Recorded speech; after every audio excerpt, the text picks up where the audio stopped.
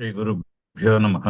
गणानां त्वा गणपतिगुं हवामहे कविं कवीनामुपमश्रवस्तमम् ज्येष्ठराजं ब्रह्मणां ब्रह्मणस्पत आनः शृण्वन्नोतिभिः सीदसादनम्।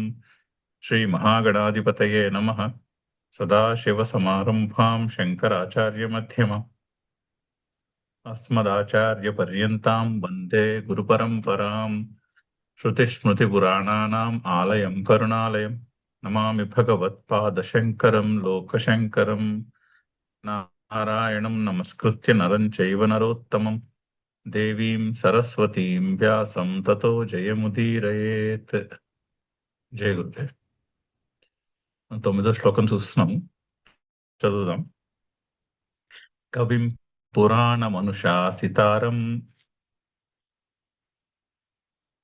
మనోరణీయాం అనుస్మరేద్యః సర్వస్య ధాతారం అచింత్య రూపం ఆదిత్యవర్ణం తమసః పరస్తాత్. సో ఆ పరమ పురుషుని యొక్క స్వరూపాన్ని మనకి సూచనగా అందచేసేటటువంటి శ్లోకము, చాలా మంచి శ్లోకము ఇది. దీని తర్వాత ఉంది కూడా, అంటే ముందు శ్లోకంలో అభ్యాస యోగయుక్తేన చేతసా నాణ్యగామిన, అంటే అభ్యాసము వైరాగ్యము ఉంటే పరమం పురుషం దివ్యం, దివ్యం పరమం పురుషం యాతి అని చెప్తున్నారు. ఆ పరమ పురుషుణ్ణి అనుచింతయన్, అతన్ని స్మరించుకుంటూ, మాం అనుస్మర యుధ్యచ, పరమ పురుషుణ్ణి స్మరించుకుంటూ అభ్యాసము వైరాగ్యము కూడి ఉంటే అతన్నే చెందుతారు అంటారు. అయితే మరి ఆ పరమ పురుషుడు ఎటువంటి వాడు అని చెప్పడానికి శ్లోకం చూసాము చాలా వరకు నిన్న. అంటే ఆదిత్యవర్ణం తమసః పరస్తాత్, అంటే ఆ పరమాత్మ యొక్క తత్వాన్ని ఆదిత్యవర్ణంలో ఉంటుంది అని డిస్క్రైబ్ చేస్తున్నారు. అంటే వెలుగు రూపము, ప్రకాశ రూపము కదా. ప్రకాశము రెండు రకాల ప్రకాశం ఉంటుంది. అతిశయము లేనటువంటి ప్రకాశము రెండు రకాలుగా ఉంటుంది. బయట ప్రపంచంలో ఎదురుగుండా కనిపించేటటువంటి నిరతిశయమైనటువంటి ప్రకాశము, అది సూర్యమండలంలో ఉన్నటువంటి ప్రకాశమే. ఇంక అందులో డౌట్ ఏం లేదు కదా ఎవరికి. బయట ప్రపంచంలో కనిపించే వెలుగులో సూర్యుడిని మించిన వెలుగు లేదు. అది బాహ్యంగా ఉన్నటువంటి ప్రకాశం. మరి ఆ వెలుగు ఏ వెలుగులో కనిపిస్తోంది? ఆ వెలుగు కనిపిస్తోంది అంటే మనం కళ్ళు తెరిచి ఉదయం పూట సూర్యుడిని చూడగలుగుతున్నాము అంటే మనలో చైతన్య రూపమైనటువంటి ప్రకాశం ఉండాలి. ఆ ప్రకాశం ఉంటేనే సూర్యుడు కనిపిస్తాడు.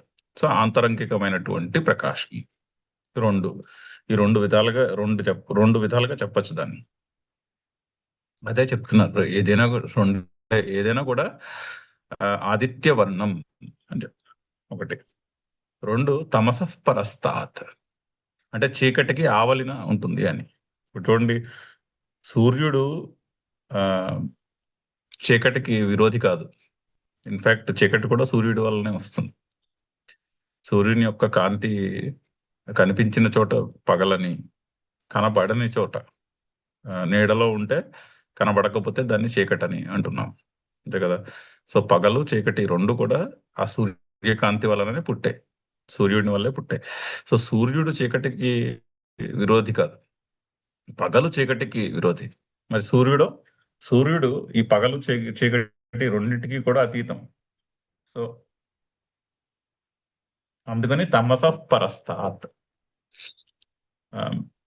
తమస్సుకి అంటే చీకటికి అతీతము.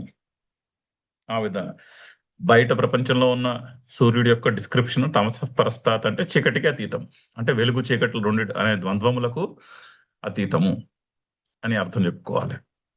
మరి హృదయంలో ఉన్నటువంటి ప్రకాశ రూపమైనటువంటి వెలుగుయో అది అజ్ఞానమునకు అతీతం. చీకటి అంటే అజ్ఞానముతో ఉన్నటువంటి దృష్టియే చీకటి. ఇది వరకు ఆల్రెడీ మనకి ముందు చాప్టర్లో వచ్చింది కదా. ఏది అయితే జనులకు చీకటియో అక్కడ యానిష పశ్యతో మునేహే తస్యాం, అందరికీ ఏది అయితే ఆ, రాత్రియో తస్యాం జాగర్తి సంయమి. అందులో ముని మేలుకొని ఉంటాడు. పైగా ఆ, ఏది మునికి రాత్రియో అక్కడ జనులు మేలుకొని ఉంటారు అని చెప్పారు. అంటే ఏంటి? ఆ, రాగద్వేషములనే కళ్ళజోడు పెట్టుకుని ప్రపంచాన్ని చూస్తే అది చీకటి. దాన్నే రాగద్వేషములనే అజ్ఞానం అనే కళ్ళజోడుని పెట్టుకుని ప్రపంచాన్ని చూడడం, నేను నాది అనేటటువంటి ఒక లెన్స్ పెట్టుకుని ప్రపంచమును మనం అనుభవంలోకి తెచ్చుకుంటే అదే చీకటి. ఆ చీకటి యందు ఆ, ఆ, మనము మేల్కొని ఆ చీకటిని చూస్తూ ఉంటాము. కానీ అది ఆ, ముని దానికి ఆపోజిట్. తను ఆంతరంగికంగా ఉంటాడు. సో ఎక్కడైతే సంసారులు చూస్తూ ఉంటారో, సంసారుల యొక్క దృష్టి ఎటుంటుందో ముని యొక్క దృష్టి అక్కడ ఉండదు. ముని యొక్క దృష్టి ఎక్కడ ఉంటుందో సంసారుల యొక్క దృష్టి అక్కడ ఉండదు అని చెప్పడానికి ముందు చాప్టర్ లో ఒక చోట శ్రీకృష్ణుడు అలా చెప్పాడు. అక్కడ దానికి ఇన్స్పిరేషన్ ఈ మంత్రం తమస పరస్తాత్. సో హృదయంలో ఉన్నటువంటి చైతన్య రూపమైన ప్రకాశము, ఆ ఈశ్వరుడు తమస్సునకు అతీతుడు. ఎందుకంటే ఆ తమస్సు కూడా ఆ ప్రకాశంలోనే మనకి అనుభవానికి వస్తున్నది అని చెప్పుకోవాలి. సో అందుకని ఆదిత్యవర్ణం తమస పరస్తాత్ చాలా పాపులర్ డిస్క్రిప్షన్ పరమాత్మ యొక్క స్వరూపమునకు. పురుష సూక్తంలో కూడా వస్తుంది, వేదాహమేతం పురుషం మహాంతం ఆదిత్యవర్ణం తమస పరస్తాత్. వేద అహం ఏతం పురుషం మహాంతం. ఈ పరమమైనటువంటి పురుషుణ్ణి నేను తెలుసుకున్నాను. వేద నేను తెలుసుకున్నాను. ఎలా తెలుసుకున్నాను? ఆదిత్యవర్ణం తమస పరస్తాత్. ఈ అజ్ఞానమునకు ఆ, అతీతమైనటువంటి నా హృదయంలో ఉన్నటువంటి ప్రకాశముగా తెలుసుకున్నాను అని పురుష సూక్తంలో చాలా చక్కని చక్కని ఆ, మంత్రంలో చాలా చక్కని పార్ట్ అది. అది ఇక్కడ కూడా అదే మంత్రము ఉపనిషత్తులో కూడా రిపీట్ అవుతోంది. ఉపనిషత్తు నుంచి శ్రీకృష్ణుడు ఇక్కడ భగవద్గీతలో కూడా రిపీట్ చేస్తున్నారు. చాలా చక్కని మంత్రము డిస్క్రిప్షన్. చదువుదాం, శంకరుల యొక్క భాష్యం చదువుదాం. కవిం క్రాంతదర్శినం సర్వజ్ఞం. సో కవి అంటే నేను చెప్పుకున్నాం. కవి అంటే పశ్య దేవస్య కావ్యం అని డిస్క్రైబ్ చేశారు. ఆ పరమాత్మను, ఈ సృష్టిని తయారు చేసినటువంటి కవిగా డిస్క్రైబ్ చేశారు. ఒక కావ్యమునకు కవి ఎలాగో ఈ సృష్టికి ఆ పరమాత్మ ఎలాగా. కావ్యములో కవి సర్వజ్ఞుడు. కావ్యములో అన్నిటి గురించి కవికి తెలుసు. అదే విధముగా ఈ సృష్టిలో పరమాత్మ, కవి అయినటువంటి పరమాత్మకి అన్నీ తెలుసును. సర్వజ్ఞం క్రాంతదర్శనము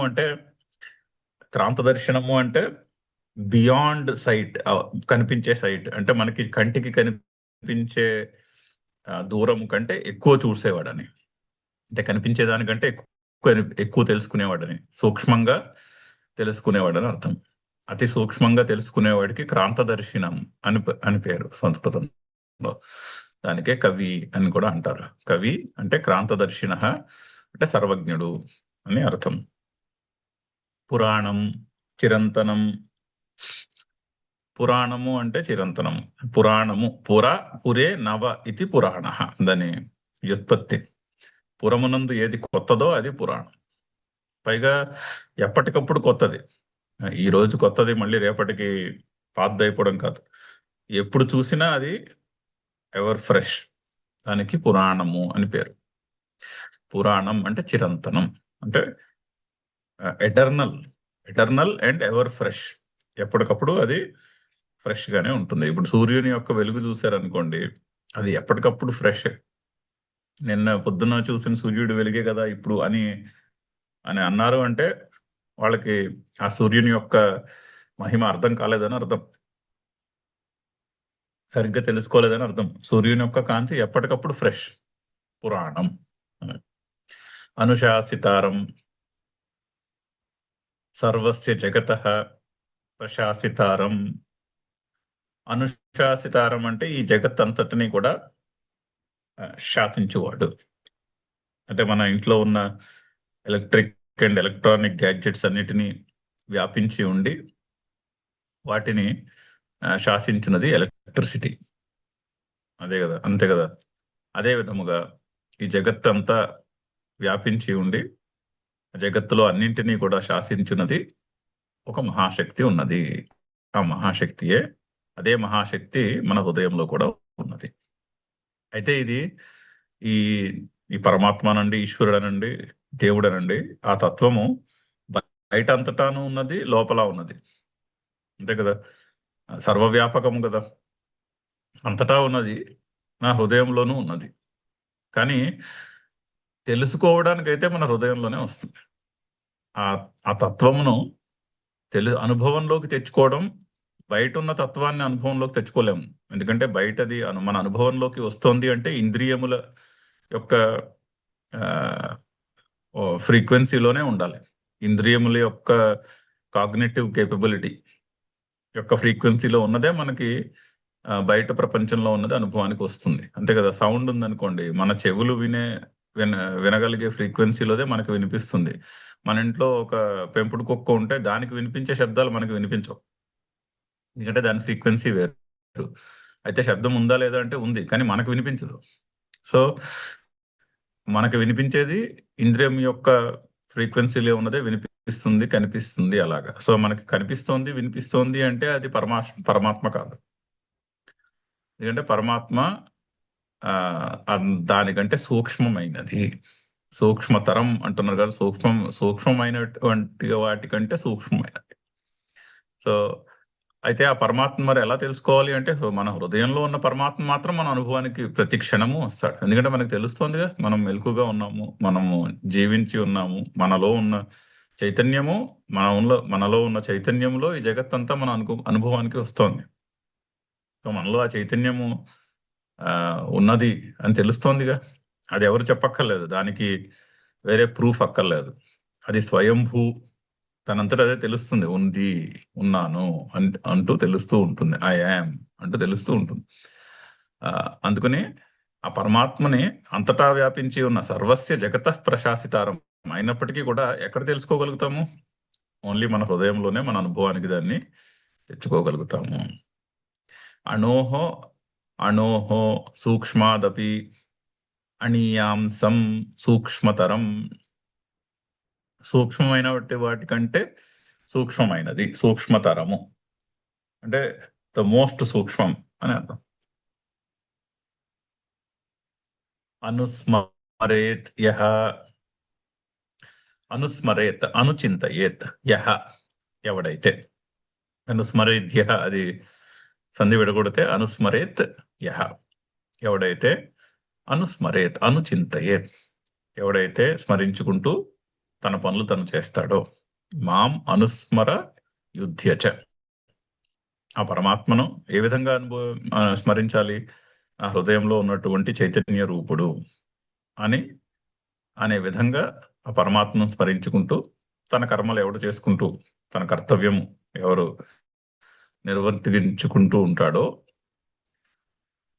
సర్వస్య, ఇంకా ఆ కవిం పురాణం అనుశాసితారం అణోరణీయాంసం, అవి విశేషణాలు. ఇంకో విశేషణం సర్వస్య ధాతారం అది చెప్పాలి. సర్వస్య కర్మఫల జాతస్య ధాతారం విచిత్రతయా ప్రాణిభ్యః విభక్తారం విభజ్య ధాతారం. సర్వస్య ధాతారం అంటే ఎక్స్ప్లెయిన్ చేస్తున్నాను. కర్మఫల జాతస్య విచిత్రతయా ప్రాణిభ్యః విభక్తారం. అదొక విచిత్రమైనటువంటి శక్తి. కర్మఫలాన్ని ఏ ప్రాణికి ఎవరి కర్మఫలాన్ని వాళ్ళకి అందిస్తుంది. అందులో ఆ రూల్లో మళ్ళీ మార్పు ఏమీ ఉండదు. కర్మఫలమును, ఎవరి కర్మఫలమును వాళ్ళు అనుభవించే తీరుతారు. అటువంటి రూల్ దాన్ని ఏమంటారు, అందులో మనం ఏం చేసినా కూడా ఆ రూల్ మారదు. సో మారకుండా, కానీ ఎవరి కర్మఫలము వాళ్ళకి అందచేసేటటువంటి ఒక మహాశక్తి. విచిత్రతయ, అదొక విచిత్రమైనటువంటి శక్తి. దాన్ని మనము ఎక్స్ప్లెయిన్ చేయలేము. లాజికల్గా ఎక్స్ప్లెయిన్ చేయండి. ఫలానా అప్పుడు చేసిన కర్మ యొక్క ఫలము ఫలానా టైంలో అందుతోంది అని ఎవరూ ఎక్స్ప్లెయిన్ చేయలేరు. కానీ ఎవరి కర్మఫలం మాత్రం వారికి అందుతుంది.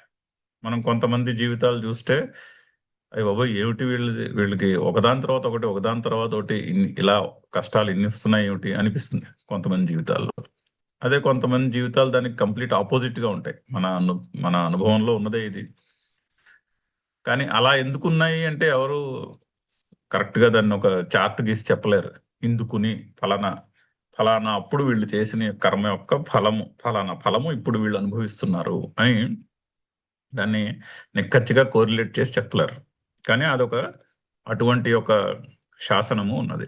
ఆ శాసనమే పరమాత్మ. దానికే పరమాత్మ అని పేరు. సర్వస్య కర్మఫల జాతస్య విచిత్రతయ ప్రాణిభ్య విభక్తారం తాత. ఏ ప్రాణికి ఆ ప్రాణి యొక్క కర్మఫలం. ఓన్లీ మనుషులకే కాదు, మనుషులు, పశువులు, జీవులు, క్రిమి కీటకాలు, కొన్ని లక్షల జీవులు ఉన్నాయి, కేటగిరీస్. ఆ జీవులందరికీ కూడా ఎవరి కర్మఫలము వారికి అందజేస్తున్నటువంటి మహాశక్తి. ఒక మిస్టరీ అది, విచిత్రతయ. దాన్నే ఒక వెస్టర్న్ ఫిలాసఫర్ భగవంతుడు అంటే ఏమిటి అంటే మిస్టరీ అని డిస్క్రైబ్ చేస్తారు. చాలా చక్కని డిస్క్రిప్షన్.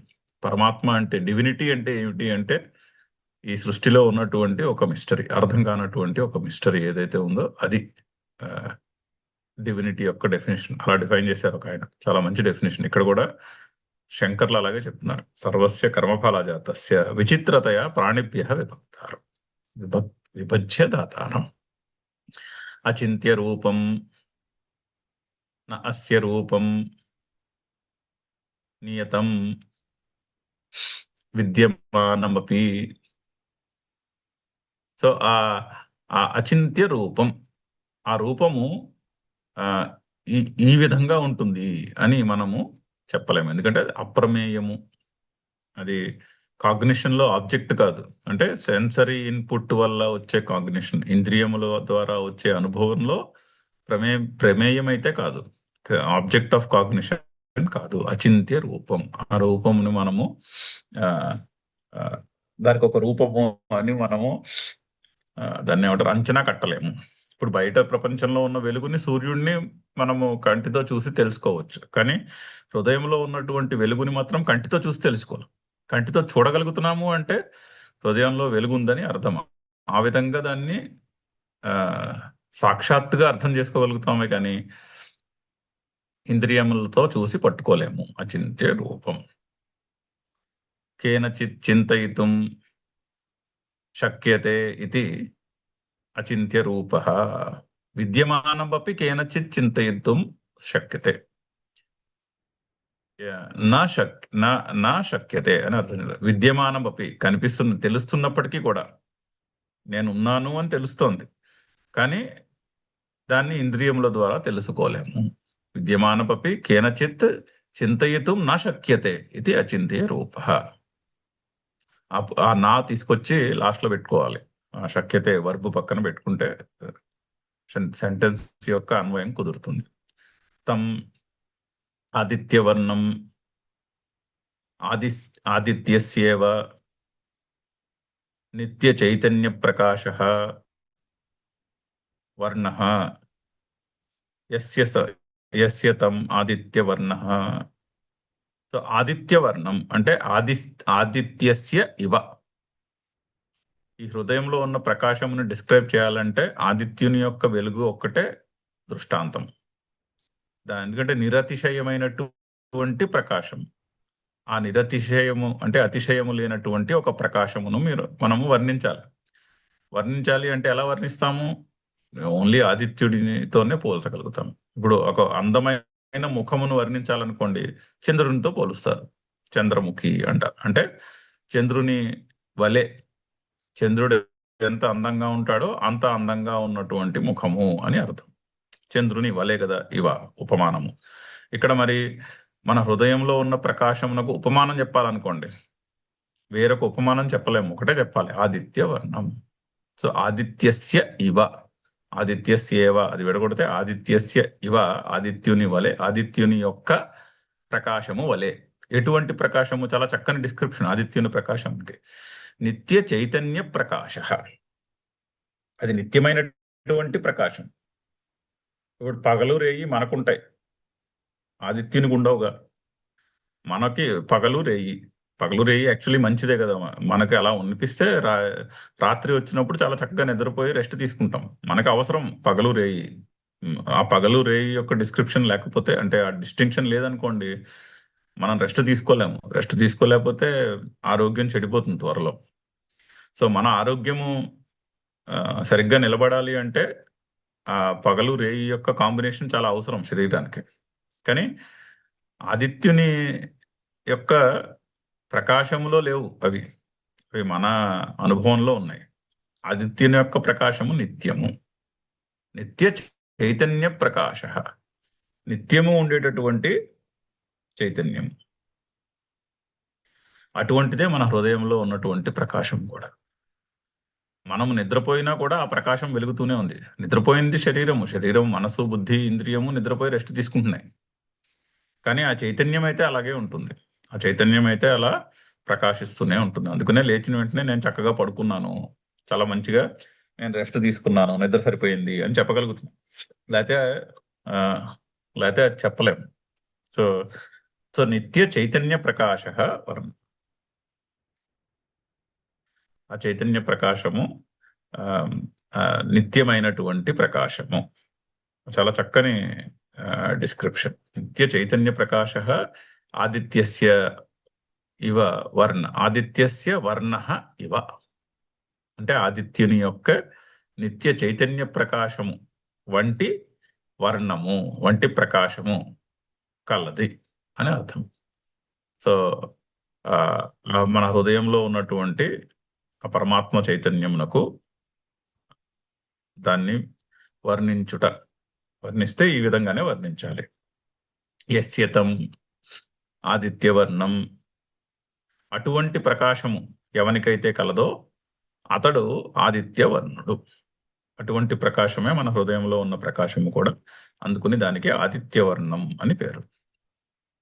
తమసః పరస్తాత్ అజ్ఞాన లక్షణాత్ మోహాంధకారాత్ పరం, ఇది అజ్ఞానమనే లక్షణము కలిగినటువంటి మోహాంధకారమునకు పరమమైనది, దానికి అతీతమైనది. అంటే పరమాత్మ అజ్ఞానమునకు విరోధి కాదు. సూర్యుడు ఏ విధంగా చీకటికి విరోధి కాదో, పరమాత్మ అజ్ఞానమునకు విరోధి అవ్వడు. జ్ఞానము అజ్ఞానమునకు విరోధి అవ్వచ్చు, కానీ పరమాత్మ అజ్ఞానమునకు విరోధి కాదు. ఎందుకంటే ఆ ద్వంద్వములు రెండు కూడా పరమాత్మలోనే ఉన్నాయి. పరమాత్మ జ్ఞానమునకు అజ్ఞానమునకు అతీతము, రెండిటికీ అతీతము. ఏ విధంగా అయితే సూర్యుడు చీకటి వెలుగులకు అతీతమో ఆ విధంగా రెండిటికి అతీతము అని చెప్పాలి. తమసః పరస్తాత్ అంటే అసలైన చీకటి అజ్ఞానమే. అజ్ఞాన లక్షణాత్ మోహాంధకారాత్, అంధకారం, అసలైన అంధకారం అంటే ఈ మోహాంధకారం. అంటే నేను నాది అనే ఒక కళ్ళజోడ పెట్టుకుని ఈ ప్రపంచాన్ని మనం అనుభవంలోకి తెచ్చుకుంటూ ఉంటే, మనం ఇంకా అదే స్టేట్లో ఉంటే అదే అంధకారము. ఆ అంధకారాన్ని మించినటువంటి అంధకారం ఇక్కడ లేదు అని షేక్స్పియర్ది కూడా ఒక చక్కని వాక్యం ఉంది. There is only one darkness in this creation అంటాడు ఆయన, and that is the darkness of ignorance. చాలా చక్కని వాక్యం. ఇక్కడి నుంచే వచ్చిందేమో ఆ ఇన్స్పిరేషన్. తమసః పరస్తాత్ అజ్ఞాన లక్షణాత్ మోహాంధకారాత్. శంకర్లు కూడా ఎగ్జాక్ట్లీ అదే వాక్యం చెప్తున్నారు. ఒకటే ఒక అంధకారం ఉన్నది ఈ సృష్టిలో. ఏమిటా అంధకారము అంటే మోహాంధకారము. మోహము, నేను నాది అనేటటువంటి అజ్ఞాన లక్షణము, నేను నాది అనేటటువంటి అజ్ఞానము లక్షణముతో కూడుకున్నటువంటి మోహము, అది ఏ అంధకారము. There's only one darkness in the creation, and that is the darkness of ignorance అన్నట్టు ఎగ్జాక్ట్లీ శంకర్లు కూడా అదే వాక్యం చెప్తున్నారు. దానికి పరమము, దానికి అతీతమైనది. అనుచింతయన్, తం అనుచింతయన్, ఆ పరమ పురుషుణ్ణి అనుస్మరిస్తూ, అనుచింతిస్తూ, అంటే ఆ పరమేశ్వరుణ్ణి ఎప్పటికీ ఎప్పటికప్పుడు స్మరించుకుంటూ. అంటే మరి ప్రయాణ కాలమునందు ఆ, ఎవరైతే నన్ను స్మరిస్తారో వాళ్ళు నా దగ్గరికే చేరుకుంటారని ఆల్రెడీ చెప్పాడు. ఆఖరి క్షణంలో ఈ విధంగా పరమాత్మను తలుచుకోవాలంటే సడన్ గా వచ్చేసేది ఇది ఆఖరి క్షణంలో ఇటువంటి ఆమ్, ఇటువంటి పర్సెప్షన్. ఇది మనం చాలాసార్లు డిస్కస్ చేసుకున్నాం. ఇది ఎప్పటికప్పుడు అభ్యాసముతోని వైరాగ్యముతోనూ ఇటువంటి పర్స్పెక్టివ్ ని నెలకొల్పుకోవాలి మన జీవితంలో. దీన్ని over a period of time.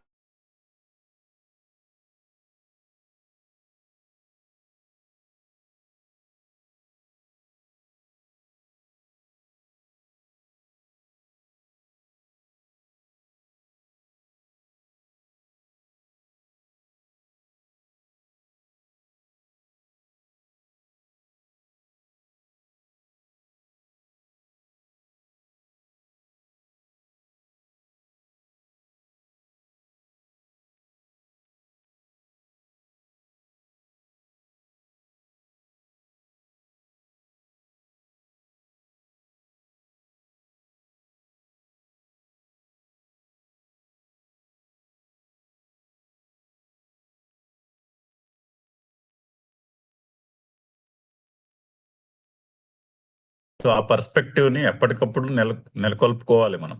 ప్రయాణ కాలమునందు ఈ విధముగా పరమాత్మను స్మరించాలి. కవిం పురాణం అనుశాసితారం అనే విధంగా అనోరణీయాంసం అనుస్మరేత్ యహ. ఎవరైతే ఆ విధంగా పరమాత్మను స్మరించుకుంటూ తన పనులు తను చేస్తారో, పైగా ప్రయాణ కాలం నందు ఇలా ఉండాలి స్మరణ అంటే, జీవితకాలం అంతయు కూడా అభ్యాసము వైరాగ్యములు అలవరుచుకుని ఇటువంటి పర్స్పెక్టివ్, ఇటువంటి దృష్టికోణాన్ని బిల్డ్ చేసుకోవాలి, తయారు చేసుకోవాలి. అది న్యాచురల్ గా వచ్చేసేది. న్యాచురల్ గా బాహ్యముగానే ఉంటుంది దృష్టి. కాకపోతే శాస్త్రము, అధ్యయనము, గురోపదేశము, అభ్యాసము, వైరాగ్యము అలవాటు చేసుకుని ఆ దృష్టికోణమును మనము అలవర్చుకోవాలి. అది అనుచింతయన్ అంటే. తం అనుచింతయం యాతి ఇతి పూర్వేణ ఇవ సంబంధ అంటే ముందు శ్లోకముతో దీన్ని కనెక్ట్ చేసుకోవాలి. ముందు శ్లోకంలో చెప్పినటువంటి వాక్యం ఉన్నది కదా, ముందుకెళ్తే పరమం పురుషం దివ్యం యాతి. ఆ యాతి అన్న వర్బ్ తోటి ఈ శ్లోకాన్ని కూడా మనము అన్వయించుకోవాలి. ఈ శ్లోకంలో లేదుగా యాతి అని. అనుస్మరేత్యహ, ఎవరైతే స్మరించుకుంటూ ఉంటారో ఏమవుతుంది అంటే ఆ సెంటెన్స్ కంప్లీషన్ ఇక్కడ ఉంది. దివ్యం పరమం పురుషం యాతి అని దాంతో మనము అన్వయము దాంతో చెప్పుకోవాలి అని చెప్తున్నారు. ముందు శ్లోకంతో కనెక్ట్ చేసుకోవాలి. ముందు శ్లోకంతో కనెక్ట్ చేసుకుంటే ఆ వర్బ్, ఎందుకంటే ఈ శ్లోకంలో వర్బ్ లేదు, ఇందులో క్రియాపదం లేదు.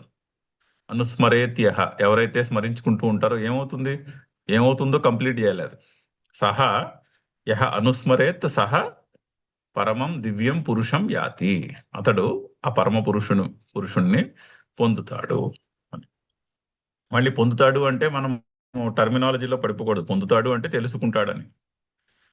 పొందడము అంటే ఎప్పుడో ఎక్కడో అన్న బై డిఫాల్ట్ మన ఆలోచనలో ఒక విషయాన్ని పొందడము, ఒక విషయాన్ని సాధించడము అంటే ఇప్పుడు లేదు, ఇక్కడ లేదు, ఎప్పుడో ఎక్కడో పొందాలి అనేటటువంటి కొంత ఎఫర్ట్ చేసి ఎప్పుడో ఎక్కడో పొందాలి అన్నటువంటి ఒక బై డిఫాల్ట్ ఒక ఆలోచన వచ్చేస్తుంది పొందుట అంటే. కానీ అక్కడ పొందేదేం లేదు, ఉన్న అజ్ఞానాన్ని తీసేయడమే. ఉన్న అజ్ఞానాన్ని వదిలేసి, అంటే ఆ నేను నాది అనే కళ్ళజోడు తీసి పక్కన పెట్టేసి మన స్వరూపం ఏమిటో అది తెలుసుకోవడమే అక్కడ యాతి, పొందుట అంటే. ఎక్కడో ఎప్పుడో ఉన్నది పొందుట కాదు, ఇక్కడే ఇప్పుడే, హియర్ ప్రెసెంట్ మూమెంట్, ఈ క్షణములో ఇప్పుడే ఇక్కడే తెలుసుకొనుట అని అర్థం.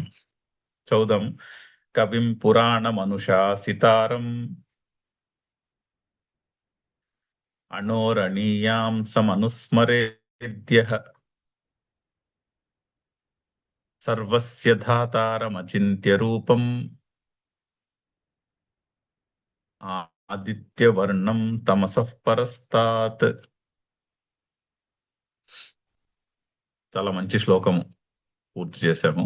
నెక్స్ట్ది ఇది కూడా చాలా చాలా ఇన్స్పైరింగ్ శ్లోకం. ప్రయాణ కాలే మనసాచలేన భక్త్యా యుక్తో యోగ బలేన చైవ భ్రువోర్मध्ये ప్రాణమావేశ్య సమ్యక్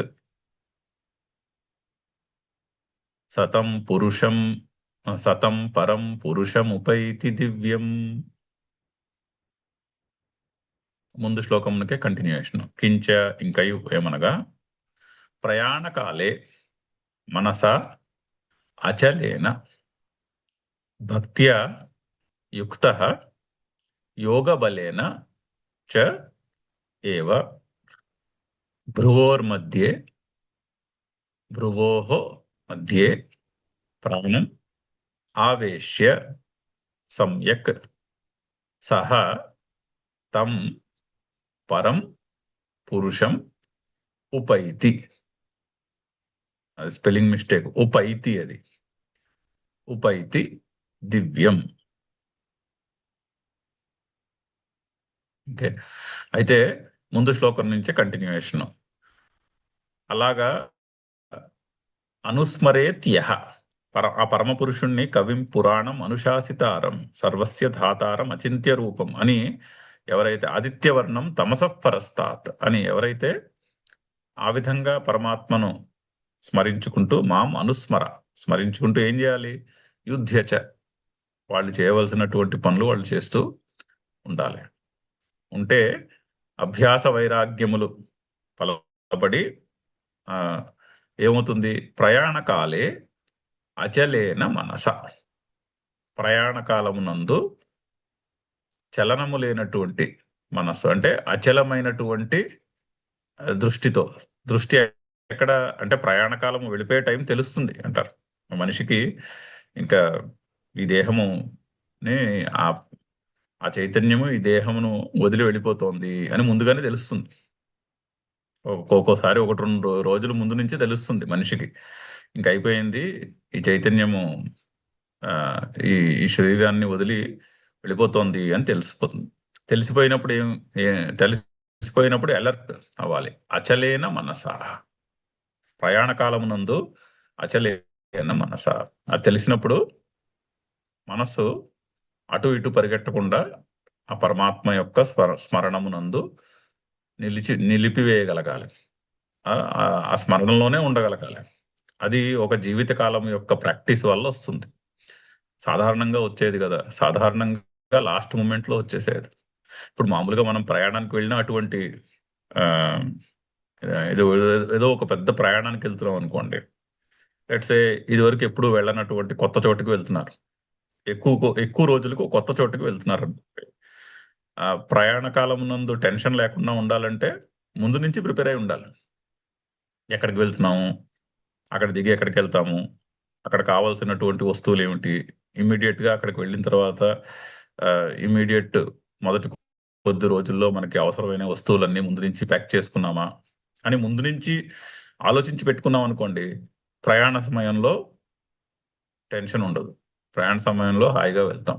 ఎందుకంటే ఎవ్రీథింగ్ ఈజ్ ఆర్గనైజ్డ్. అమ్మయ్య, కావాల్సినవన్నీ పెట్టుకున్నాను, అక్కడికి వెళ్ళిన వెంటనే ఎవరికైనా కావాలంటే, అవసరమైన వాళ్ళకి ఎవరికైనా ఫోన్ చేయాలంటే వాళ్ళ నెంబర్లు పెట్టుకున్నాను, అక్కడికి వెళ్ళిన వెంటనే సిమ్ కార్డ్ ఏం చేయాలో నాకు తెలుసు, అక్కడ ఎయిర్పోర్ట్ లో దిగిన వెంటనే ఎక్కడికి వెళ్ళి కొనుక్కోవాలో నేను ఆల్రెడీ ముందే ఆలోచించి పెట్టుకున్నాను. అమ్మయ్య, ప్రశాంత్, నేను ధైర్యంగా వెళ్ళగలను అని మనసులో ఒక ధైర్యం ఉంటుంది. అలా లేదనుకోండి, ఆఖరి నిమిషంలో పాస్పోర్ట్ ఎక్కడుంది, పెట్టిలో పెట్టుకోవాల్సినవన్నీ పెట్టుకున్నామా, టైం అయిపోతుందా, వీసా ఉందా, ఇవన్నీ ముందు నుంచి ఆర్గనైజ్ చేయలేదనుకోండి, ప్రయాణ కాలము అంతా చాలా గజిబిజిగా ఉంటుంది. ఆ ప్రయాణం చేసిన కాసేపు కూడా అంత టైం అంతా కూడా గజిబిజిగా నడుస్తుంది. అక్కడ దిగిన వెంటనే ఏమవుతుందేమో, ఎక్కడికి వెళ్ళగలనో వెళ్ళలేనో, ఇవన్నీ ఉంటాయి, ఈ ఆలోచనలన్నీ వస్తాయి. సో ప్రయాణం అంతా గజిబిజిగా అవుతుంది. అలా కాకుండా ఆర్గనైజ్డ్ గా ముందు నుంచి ప్రిపేర్డ్ గా ఉంటే ప్రయాణము టెన్షన్ లేకుండా నడుస్తుంది. ఇది మనందరి అనుభవంలో ఉన్నదే. అదే విషయం ఇక్కడ శ్రీకృష్ణుడు ఈ దేహయాత్ర యొక్క ప్రయాణము గురించి కూడా చెప్తున్నాడు. చైతన్యము ఈ దేహాన్ని వదిలేసి వేరే చోటుకు వెళ్ళిపోయే ముందు ఒక జీవిత కాలము దానికి ప్రిపరేషన్.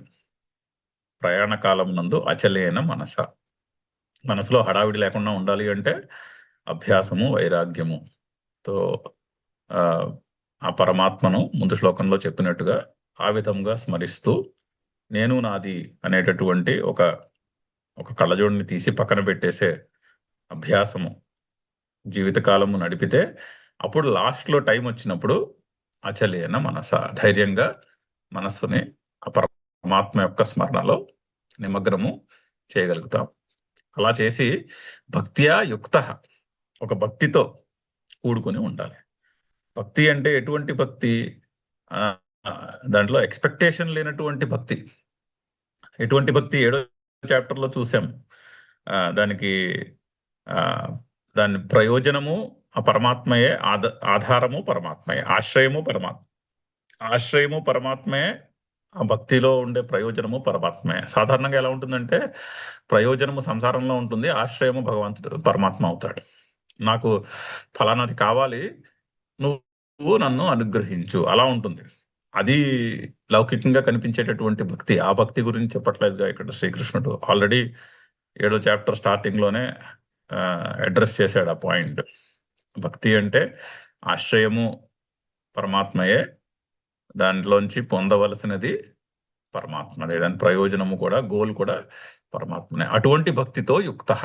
అప్పుడు అది జీవితకాలం యొక్క ప్రిపరేషన్.